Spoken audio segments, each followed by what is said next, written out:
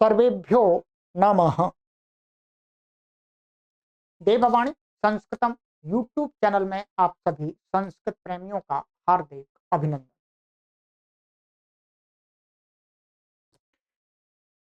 आइए मित्रों, शुकनासोपदेश पढ़ रहे हैं और इसकी 2 कक्षाएं हमारी हो गई हैं। आज हमारी यह तीसरी कक्षा है। प्लेलिस्ट हमने बना दी है आपके लिए शुकनासोपदेश की, तो प्लेलिस्ट में आप क्लिक करके पीछे की कक्षाओं को यदि आपने नहीं पढ़ा है तो अवश्य पढ़ लीजिएगा। ये सभी विद्यार्थियों के लिए उपयोगी हैं और आपको यहाँ पर पढ़ने को निःशुल्क प्राप्त हो रही है। ठीक है, और जब चाहे तब आप पढ़ सकते हैं।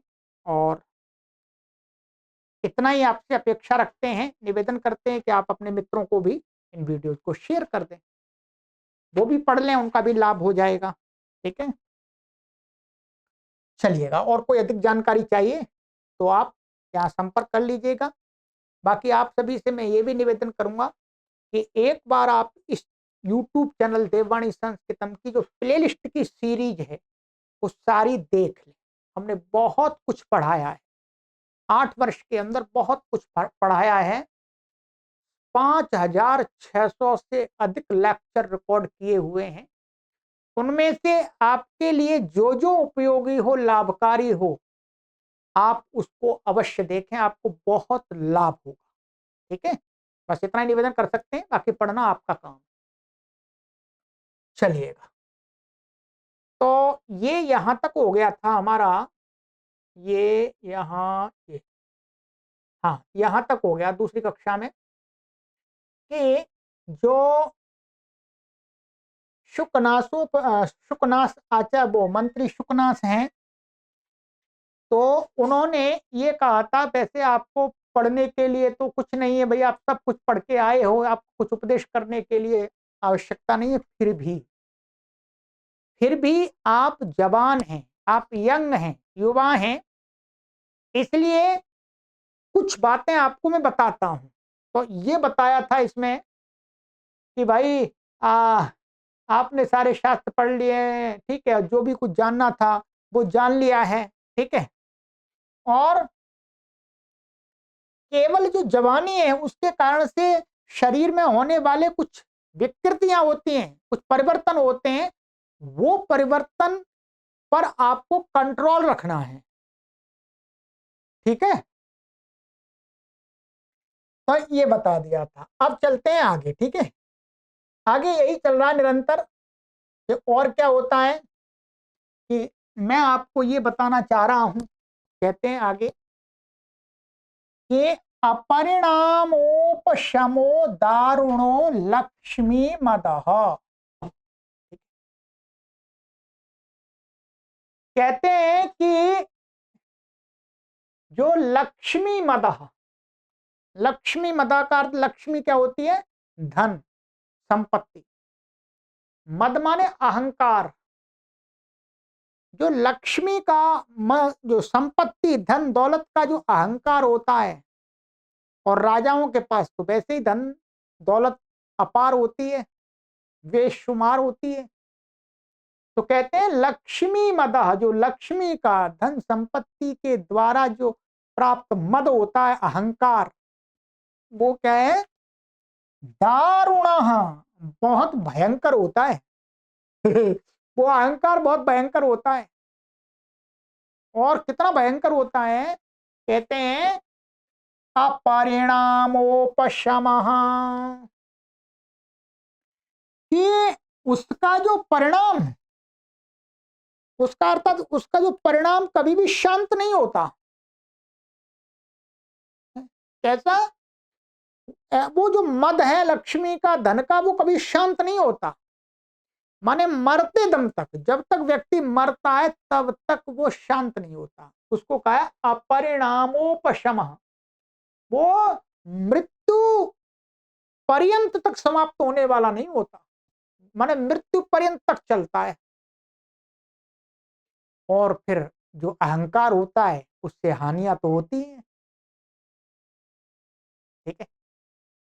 तो अपरिणामोपशमो दारुणः लक्ष्मी मदः, ठीक है।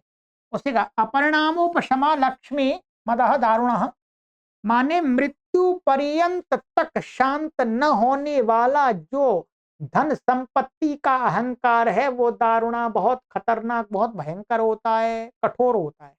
दारुणा माने भयंकर, यहां लेंगे। ये बिल्कुल 100% सत्य है मित्रों। ये ये तो राजा के लिए तो उपदेश दिया जा रहा है, राजकुमार के लिए, परंतु ये मेरे लिए और आपके लिए भी है। ये सत्य है, समाज में देखते हैं।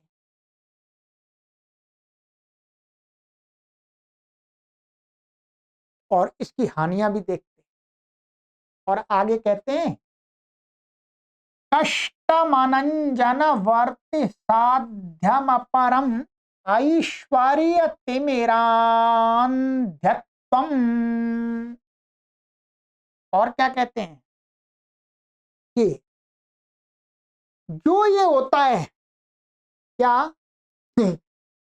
कष्टम, ये जो कष्ट होता है अहंकार रूपी, अहंकार के जो कष्ट प्राप्त होता है ना, कि कष्टम, यहां देखिए, देखें यहां इसका हम अन्वय कर लेते हैं, ऐश्वर्य तिमिरान्धत्वम अनंजन अनंजन वर्ति साध्यम अपरम कष्टम। ठीक है, अब यहां पर है क्या, अनंजन वर्ति साध्यम अपरम, नहीं ऐश्वर्य आएगा, ऐश्वर्या ऐश्वर्य तिमिरान्धत्वम।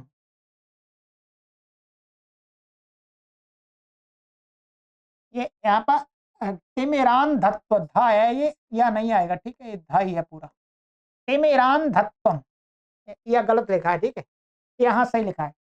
तो ये कैसा, अनंजन वर्त साध्यम अपरम कष्टम। एक क्या होता है, तिमिर रोग होता है, तिमिर रोग होता है, आंख में आ जाता है, और आंख में वो तिमिर रोग होता है तो आंखों से दिखना बंद हो जाता है।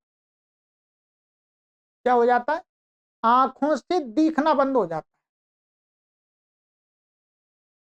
परंतु उस तिमिर का, वो जो तिमिर रोग होता है उसकी तो औषधि भी होती है।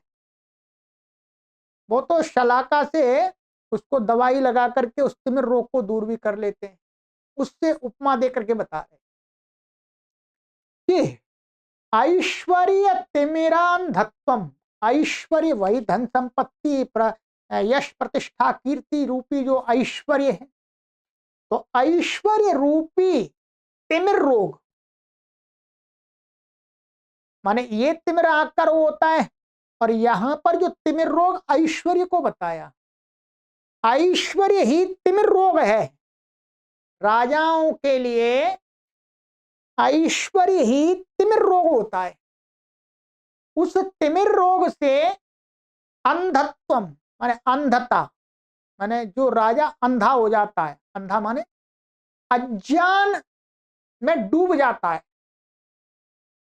ऐश्वर्य रूपी तिमिर रोग से जो अज्ञानता आती है, अंधत्व उत्पन्न होता है, अंधत्व माने अज्ञानता,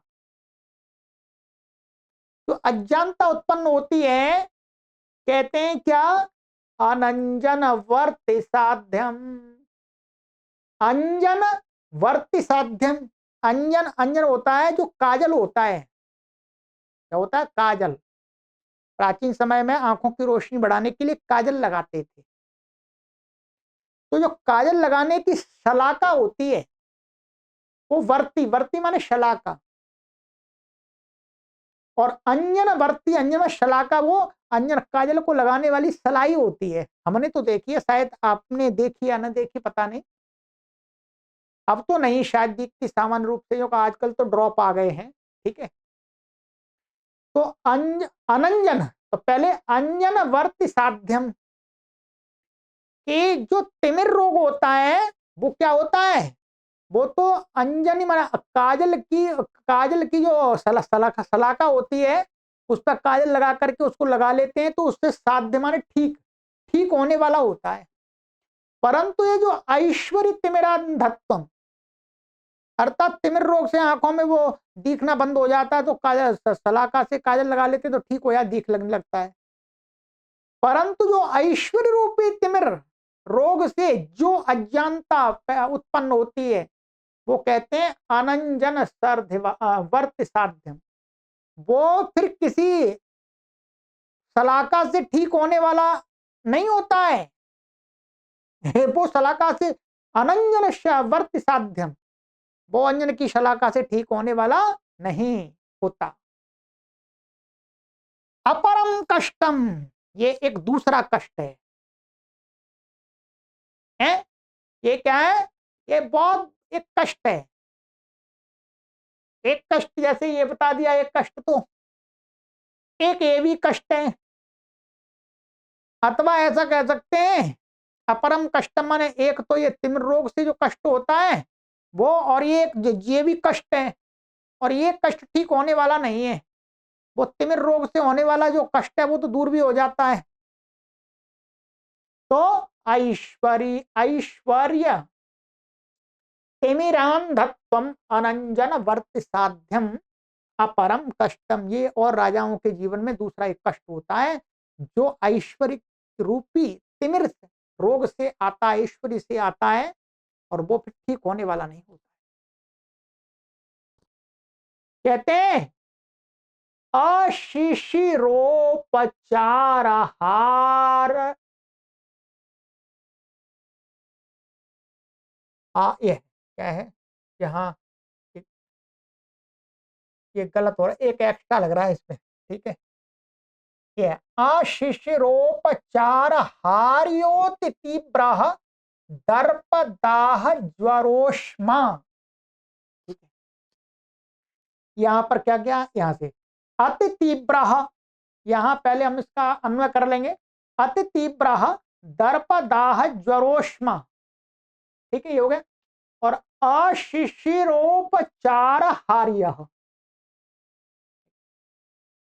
क्या कहते हैं? और कहते हैं अति तीव्र, अत्यधिक तीव्र, अत्यधिक तीव्र क्या है? दर्प दाह ज्वरोष्मा। दर्प माने अहंकार, अहंकार रूपी जो दाह है, अहंकार रूपी जो दाह, दाह माने जलन से उत्पन्न हुआ जो, अच्छा यहां पर ये ऐसा करेंगे कि ये इसका, हाँ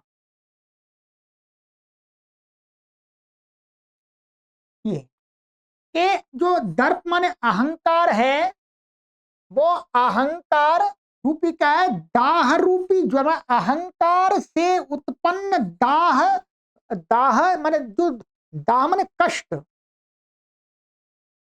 अहंकार से शरीर में परेशानी उत्पन्न होती है, ठीक है, चिंता उत्पन्न होती है, बहुत सारी रोग लग जाते हैं।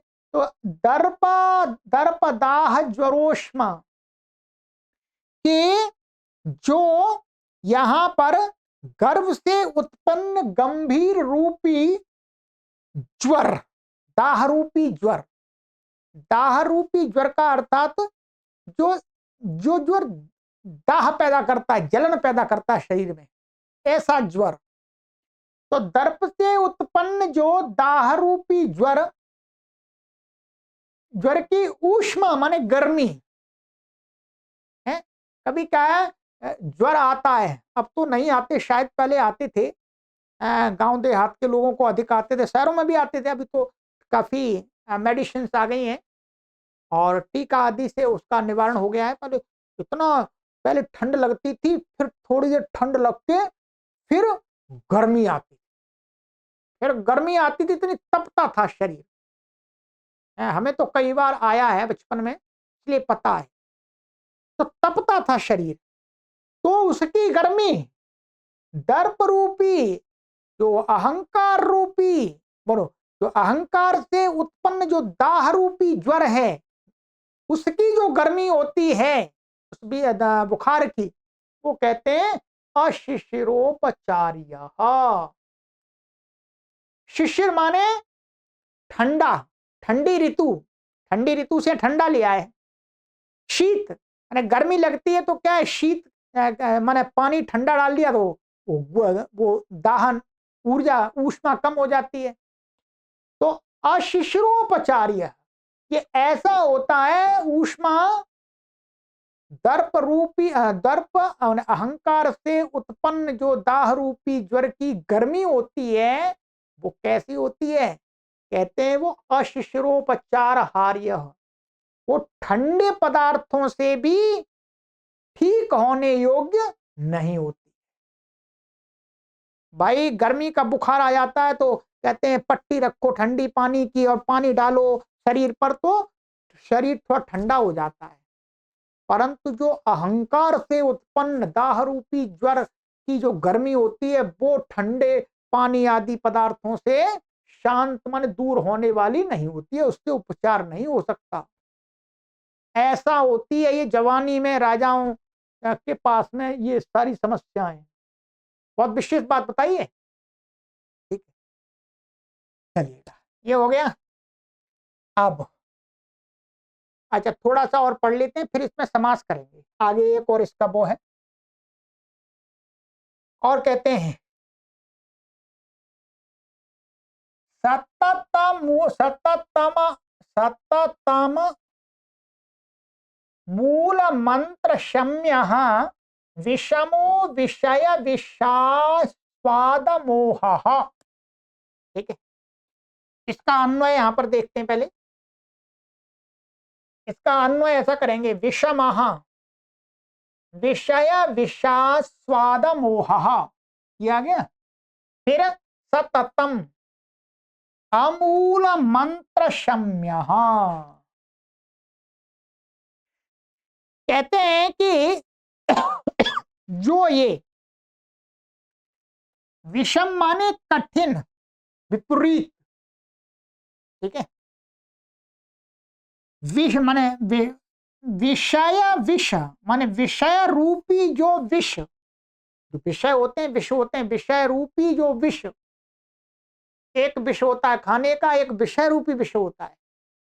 तो विषय रूपी विष के आस्वाद, विषय रूपी विष का जब आस्वादन करते हैं, स्वाद लेते हैं, तो क्या है, तो कहते हैं उससे उत्पन्न मोह, उससे उत्पन्न जो अज्ञान रूपी मोह, जब विषयों का भोग करते हैं तो स्वाद आता है, और स्वाद आता है तो फिर क्या होता है, उन विषयों मन जिनका, जिन पदार्थों का हम विषय भोग करते हैं, जिन विषयों का भोग करते हैं, उनके प्रति हमारा मोह बढ़ जाता है। क्या है, चिपकन बढ़ जाती, चिपक जाती, अज्ञान में चला जाता है हमारा, हम उसकी सत्यता को नहीं पहचान पाते। तो वही कहा विषम विषय विषास्वाद मोह, ये क्या है, बड़ा कुटिल होता है ये मोह रूपी जो अज्ञान होता है, बड़ा कुटिल होता है। कौन सा अज्ञान, जो विषयों के आस्वादन से मिलता है आदमी को विषयों में फंस गया, उसको कुछ नहीं दिखता, विषय, बस विषय चाहिए, बड़े भयंकर होते हैं। और काम विषय तो बड़ा भयंकर होता है मित्रों। ये आपके जीवन में भी आता है, हमारे जीवन में भी आता है, सबके जीवन में आता है, चाहे स्त्री हो चाहे पुरुष हो, सबके जीवन में आता है काम रूपी जो विषय रूपी विषय है। बहुत भयंकर होता है मित्रों। आदमी इसमें थोड़ा भी यदि संयम नहीं बरतता तो बहुत गलत मार्ग का अनुसरण कर लेता है। कहते हैं सततम, निरंतर, निरंतर कहते हैं निरंतर, हमेशा, अमूल मंत्र शम्य, कहते हैं ये वाला जो वो है ना मोह, अज्ञान रूपी मोह विषयों वाला, वो कहते हैं मूल, मूल का अर्थ यहां लिया है जो औषधियां होती हैं, जड़ी बूटियां, और मंत्र माने मंत्रों का पाठ से, मंत्रों का जाप करते हैं ना, उससे भी तो है। तो कहते हैं ये वाला जो मोह है, ये ना तो अमूल मंत्र शम्य, ये शांत नहीं होता, जड़ी जड़ी बूटियों से, औषधियों से और मंत्रों मंत्रों के द्वारा भी ये शांत होने वाला नहीं होता। ये तो जिस पर चढ़ गया उसको लेके डूबता है। चाहे कोई कितनी भी औषधियां खाए, चाहे कोई कितना भी मंत्र जाप करे, उससे शांत नहीं होता, ये ठीक नहीं होता है। बड़ा कुटिल होता है। विषम विषय विषास्वाद मोह सततम अमूल मंत्र शम्य, कि ये जो विषय रूपी विष के आस्वादन से उत्पन्न जो मोह होता है, अज्ञान, अज्ञान रूपी जो मोह होता है, वो कैसा होता है? विषमा, बड़ा कुटिल होता है, टेढ़ा होता है, बड़ा कठिन होता है, दुखदाई होता है। और सततम, नित्य, हमेशा ये अमूल मंत्र शम्य आना, ये जड़ी बूटियों से ठीक नहीं होता, ये मंत्र के जाप करने से ठीक नहीं होता भाई। और कहते हैं मित्रों, ये सभी युवाओं के लिए बड़ी अच्छी बातें हैं।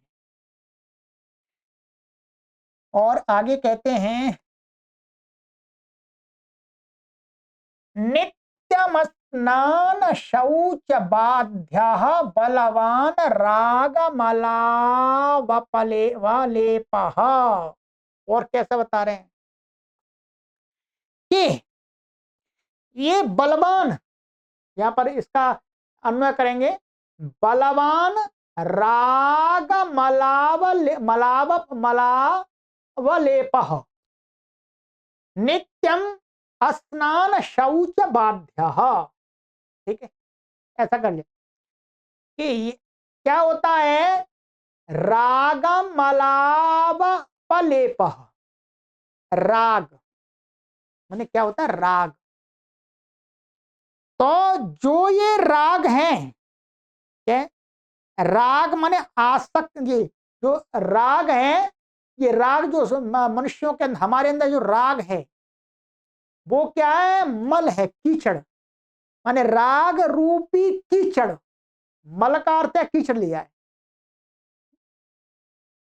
कहते हैं राग रूपी जो कीचड़ है, उस कीचड़ का जो लेप है मनुष्यों में, मन के ऊपर जो राग रूपी कीचड़ का लेप लग जाता है,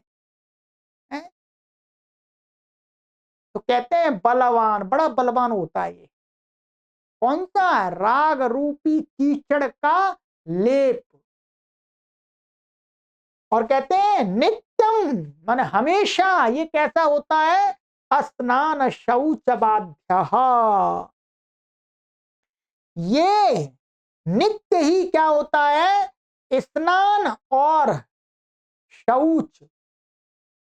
स्नान माने पानी के द्वारा है, अथवा शौच आदि के द्वारा।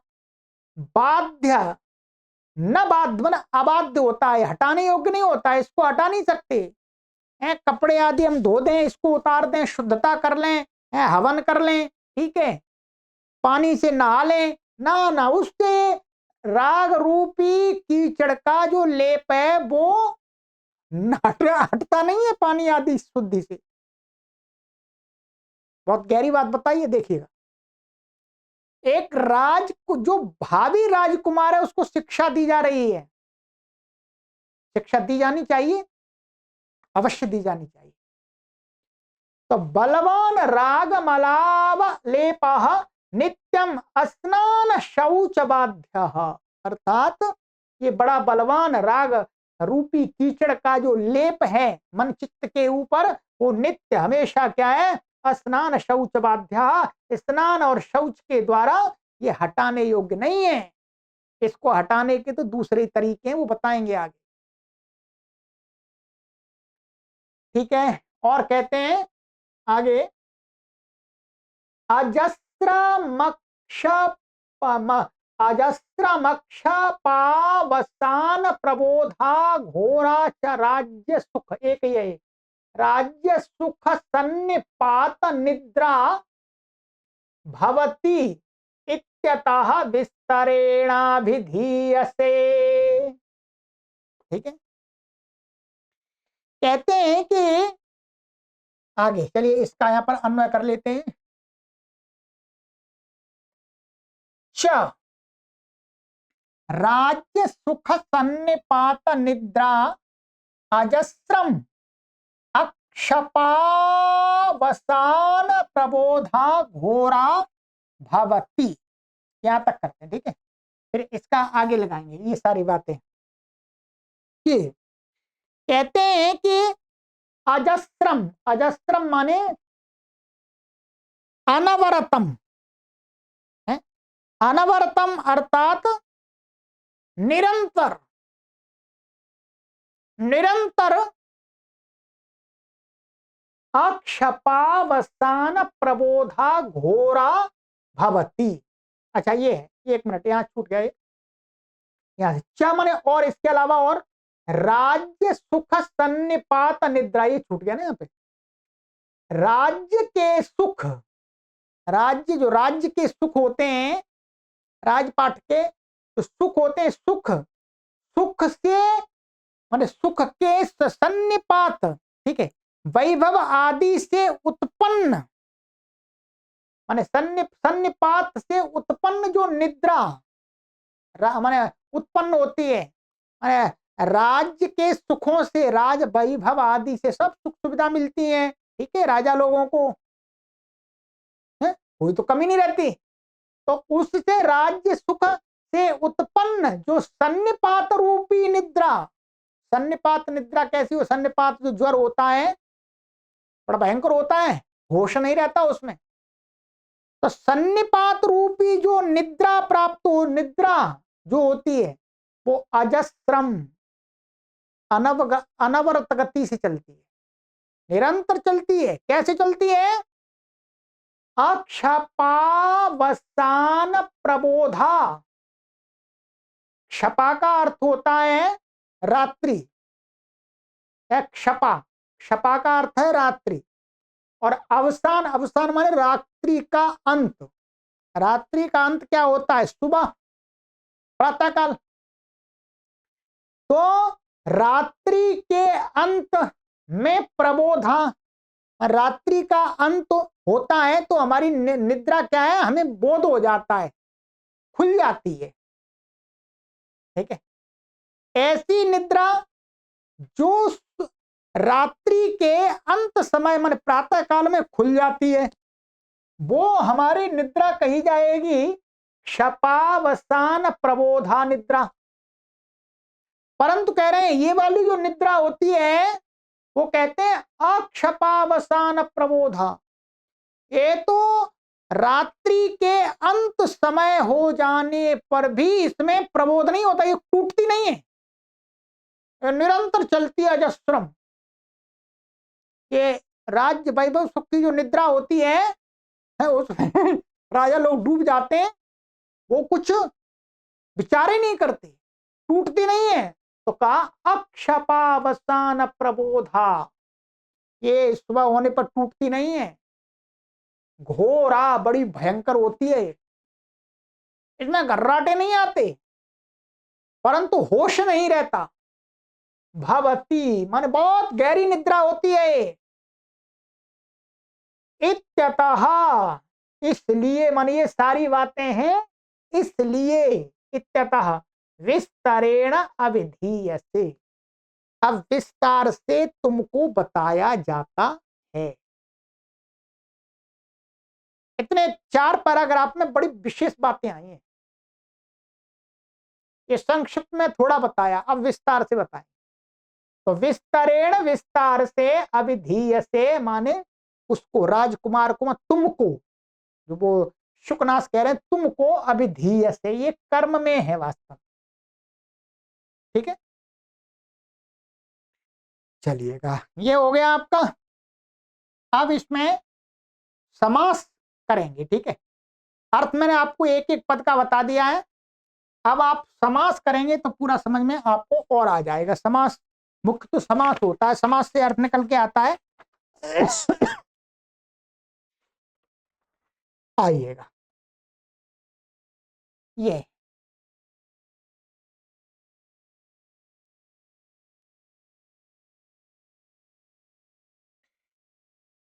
परिणाम, इसमें परिणामोपशम, पहले अपरिणामोपशम में क्या है, ये पहले परिणाम और उपशम का समास करेंगे। परिणामे उपशमः परिणामोपशमः, ये सप्तमी तत्पुरुष समास होगा।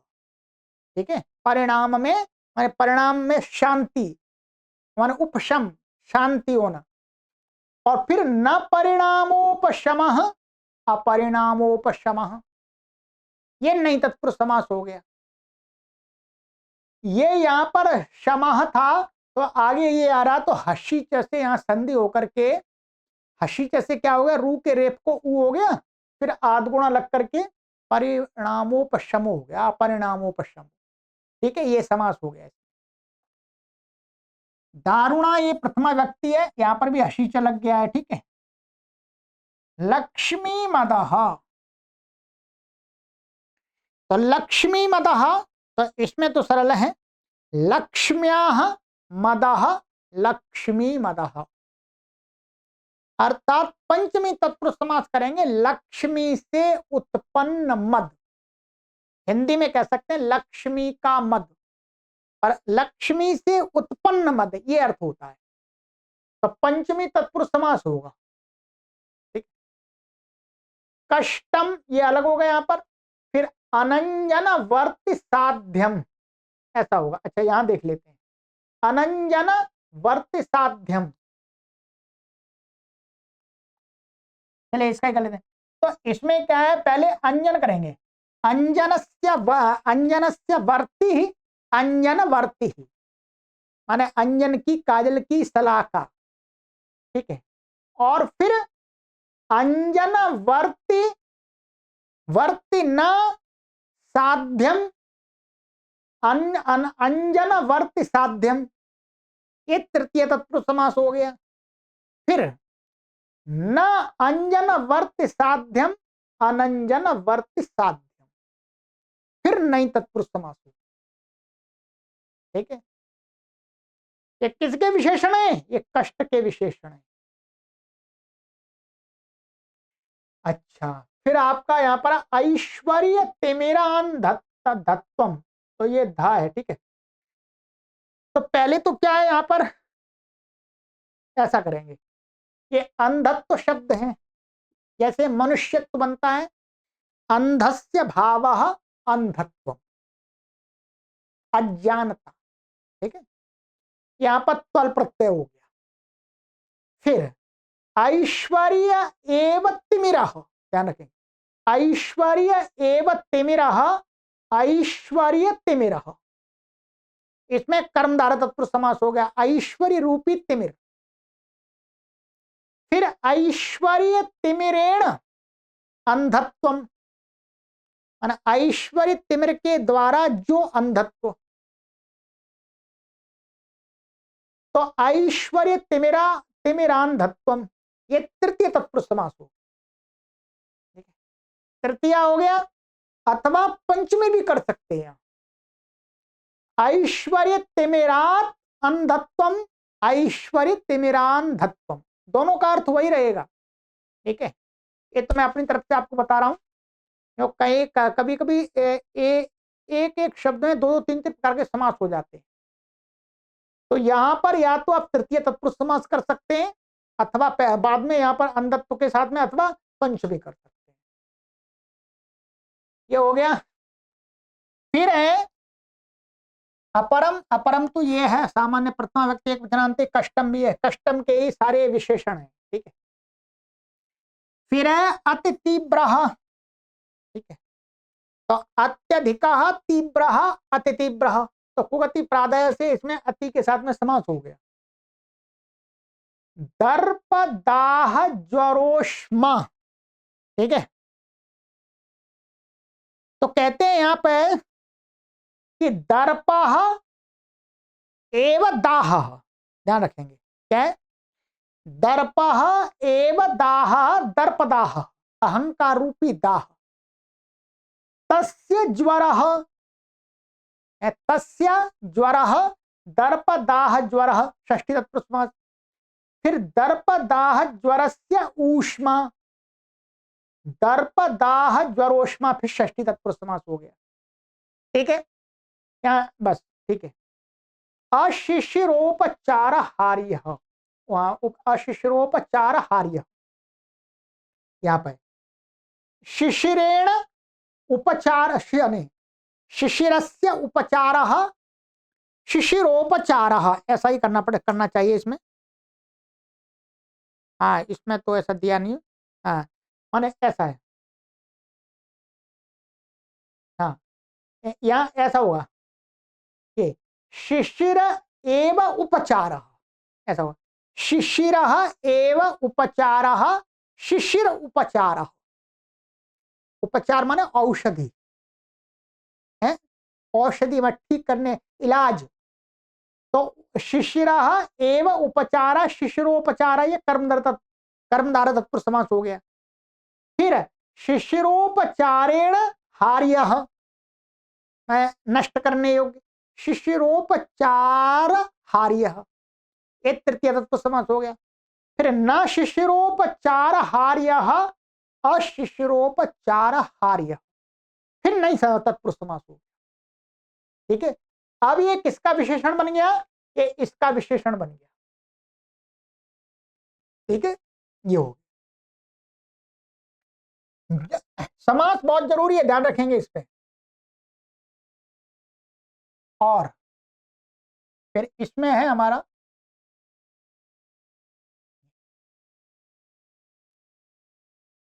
इसमें है विषमः, ये तो प्रथमा व्यक्ति एक वचनांत है। ठीक है, विषय विषास्वाद मोह, तो इसमें विषयः एव विषः, माने विषय ही विषय है, तो कर्मधारय तत्पुरुष समास हो विषय विषः। और विषय विषस्य आस्वादः, विषय विषास्वादः, षष्ठी तत्पुरुष समास।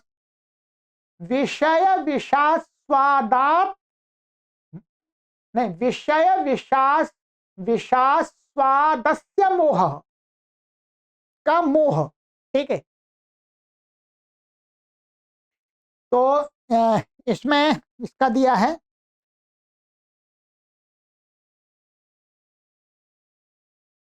चलिए इसका दिया नहीं इसमें, तो यही होगा विषय रूपी विषय के आस्वाद का मोह। ठीक है, तो ऐसा भी कह सकते हैं विषय विषास्वाद, विषास्वादा देन दस्य मोह है, षष्ठी होगा, मान विषय विषय आस्वाद का मोह जो। ठीक है, तो षष्ठी तत्पुरुष समास हो जाएगा यहाँ पर। सततम, सततम का अर्थ होगा निरंतर। ठीक है, ये द्वितीय व्यक्ति एक वचनांत है।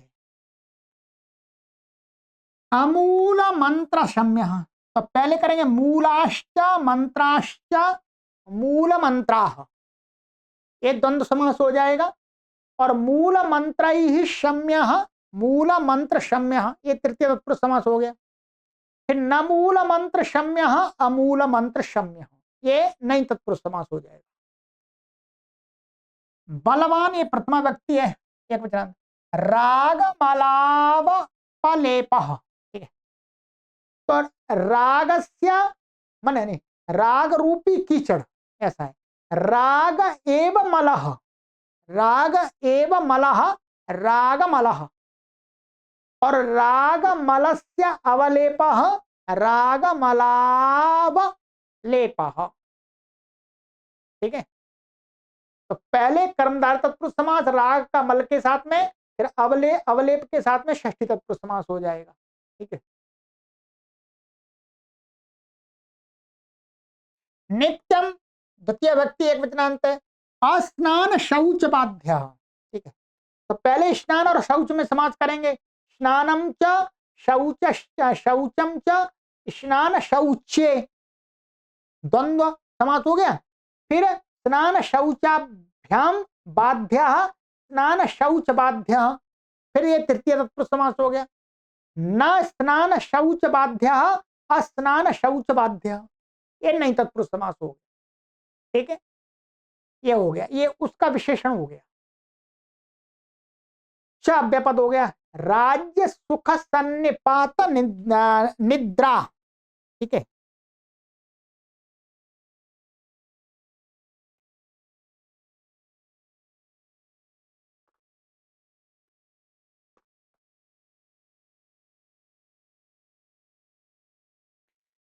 हाँ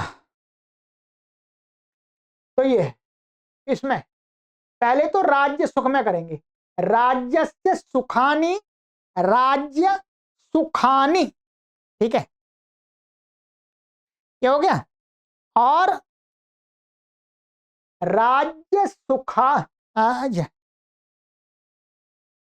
हाँ, राज्य सुखस्य, वो राज्य सुखानाम, राज्य सुखानाम सन्निपातः एव निद्रा। राज्य सुखों की का जो सन्निपात रूपी निद्रा है, चाहे पहले ऐसा कर लेंगे, इसमें समास हो गया राज्य सुखानी, सन्निपात एव निद्रा, सन्निपात निद्रा कर्मधार तत्व समास हो जाएगा। फिर राज्य सुखानाम सन्निपात निद्रा, राज्य सुख सन्निपात निद्रा, इसके साथ षष्ठी तत्व समास हो जाएगा। ठीक है, राज्य के सुखों की जो सन्निपात रूपी निद्रा, माने सन्निपात माने समीप से उत्पन्न, राज्य के सुखों से उत्पन्न, अजस्त्रम। ठीक है,